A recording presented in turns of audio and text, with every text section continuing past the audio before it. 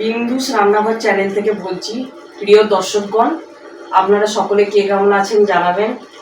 আজকে যে রেসিপিটা নিয়ে এসেছি সেটা হচ্ছে মালপো। এখন আমরা কিভাবে মালপো করে সেটা দেখাবো। এখন মালপো করি। প্রথমেই বলেছি আমি আশীর্বাদ পাতায় করি। আমি 4টে মালপো করি। এখন আমরা মালপো করতে গেলে কি উপকরণ নেবো? প্রথমে আটা নিয়েছি 3 টেবিল চামচ, আর চিনি নিয়ে পরিমাণ মতো চিনি দেবো। নারকেল কোড়া দেবো 1 বাটি নারকেল কোড়া, ছোটো বাটি 1 বাটি নারকেল কোড়া দিলাম। এবার একটু জল দেবো মাখার জন্য, আর একটু জল লাগবে। এখন আমরা আটাটাকে মেখে নিচ্ছি। নারকেল কোড়া দিয়েছি এই যার কারণ টেস্টি হবে, যাতে কড়াই লেগে না যায় তার জন্য আমরা সাদা তেল দেবো। একটু সাদা তেল দিয়ে বেশ করে ঘেঁটে নেবো। এখন আমাদের আটাটা করা হয়ে গেছে, মালপোর সরঞ্জাম রেডি করা হয়ে গেছে।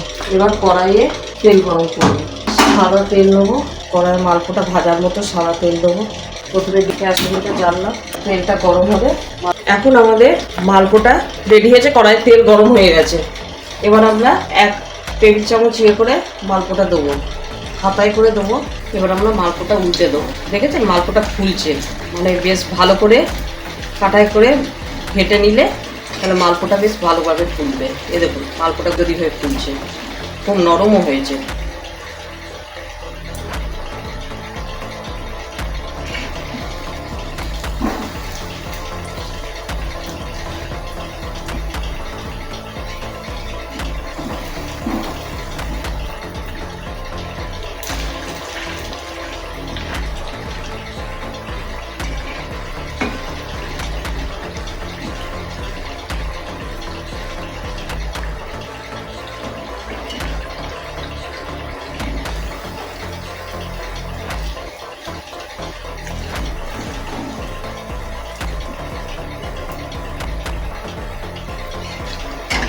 একটা মালপো আমার হয়ে গেল।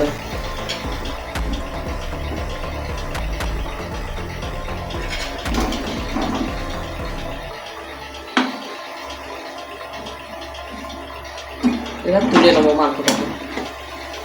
এই একটা মালপো হয়ে গেল। টিপে বেশ ভাজলে ভালো হচ্ছে, ফুলছে।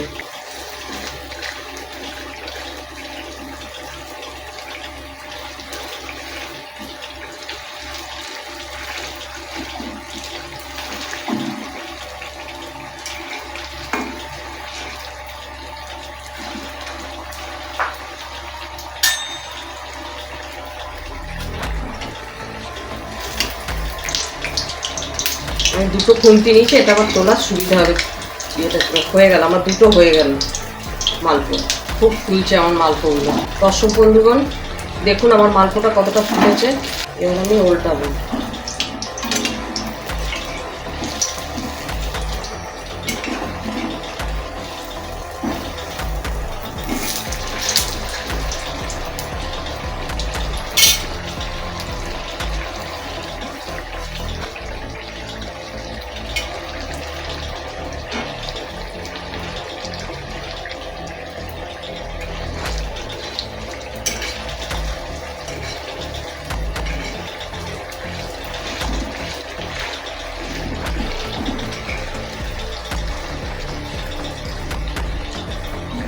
এরকম করে খুন্তিতে চেপে ভাজলে ভেতরটা কাঁচা থাকবে না।